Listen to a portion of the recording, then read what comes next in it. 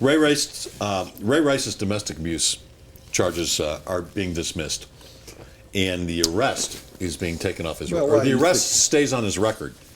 The charge does not. Well, here's what he did in order for it to not go forward: is he agreed to, and this surprised me a bit. He agreed to be in an intervention. Right, for a year. And what does that mean?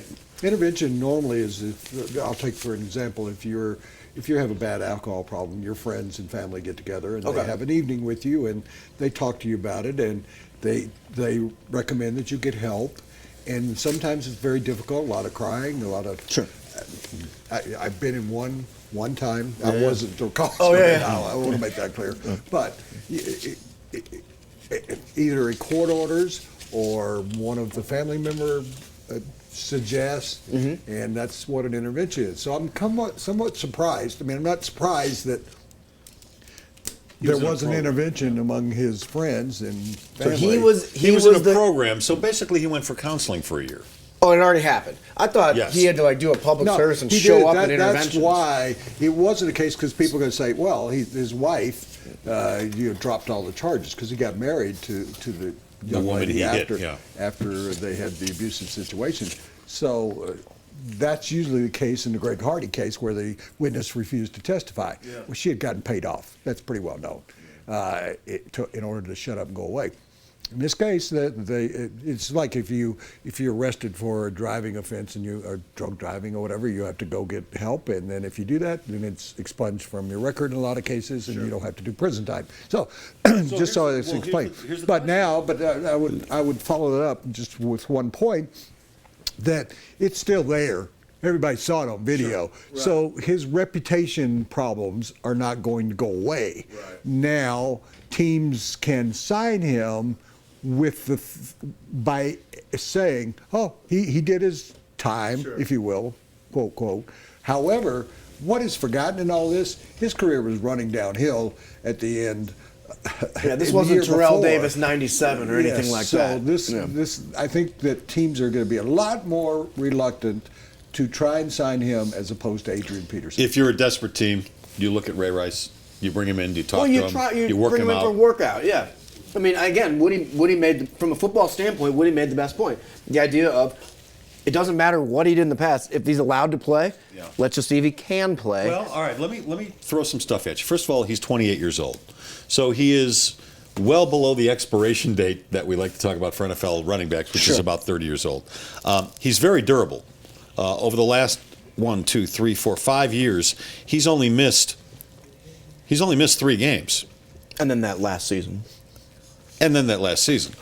Which maybe makes him more durable. His body's fresh, okay? Good point. However, in his last season with Baltimore, 2013, he only ran for 660 yards. His average yards per attempt, just 3.1 yards. Now, he did catch 58 passes. He's still a productive running back, and he's still a more productive running back than a lot of running backs out there. Yeah. So the question is, are you willing to put up with the media scrutiny? Right. Are you willing to put up with that harsh spotlight that will fall on your team if you sign Ray Rice? I can think of one team that would sign him. And plays in Dallas. Yeah, why not? He'd fit right in there. He'd be like the fifth biggest story. Would you, the two of you, if you were the Broncos? Yeah, I mean, if I think he can be a key contributor to my team, then I'd say it, yes. Now, if I think he's a special teams guy, there's other special teams guys out there. But if I think this guy's going to be getting the football 20 times a game and can help me win the Super Bowl, then I definitely consider it. But I don't think he can. What if the Broncos had an injury in training camp to a running back and they were lacking depth? No. No? I go back to what we were talking about with Antonio Smith and the vagueness that surrounds him. I'm going to call it that, the vagueness. Las There's no Vegas. charges. Vagueness, not Vegas. Oh, sorry. God. How did he get a job? So editors. Yeah, that's why you have editors. No. Yeah. That's why you don't fire a bunch of copy editors, as some papers I've worked for. Go back to the issue that there's vagueness surrounding Antonio Smith now. I don't want Ray Rice here. There's too many running backs that I think are sitting out there, because I look at the free agencies every once in a while just to see who's out there. And truthfully, I was a little bit surprised that the Broncos didn't do a little bit more lately, because a deadline passed a week or so ago where if you sign free agents after that Tuesday a week ago, there's no compensatory draft picks that you lose as a result of it. Oh, wow. So it was a minor point, but I thought we'd see a little bit more action by the Broncos after that date. Because that's what they did last year. They signed a couple of guys. They played on the team after that date had passed. They're also very happy with the running back situation right now. Yeah. I mean, they don't even. I mean, they won't even be able to keep all of them. I mean, Ronnie Hillman is going to be very hard pressed to make this team. I think. Yeah. If he is, I think he's going to be the third string running back. I mean, they might keep him as a change of pace kind of running back, but he doesn't fit in this system.